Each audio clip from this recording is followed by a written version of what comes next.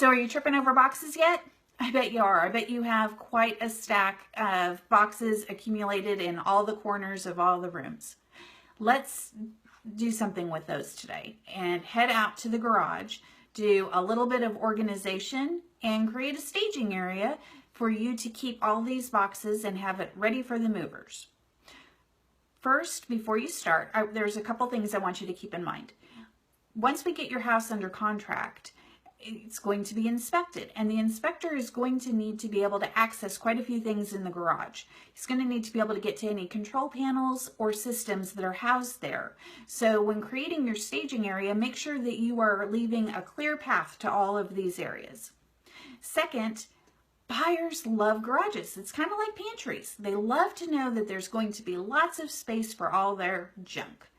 And one of the questions people always seem to ask is, will my car fit in here? And if the garage is packed with stuff, their little Volkswagen Bug isn't going to fit, and it stresses them out.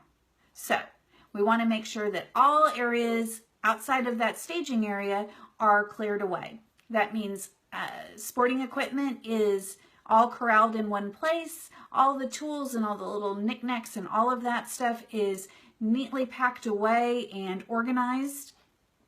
And seasonal decorations like Christmas, or maybe even still have a scarecrow leaning in the corner. Let's get all of that packed and put it in the staging area. Do not put it back up in the attic because it's going to have to come back down. You have the staging area, put it all there.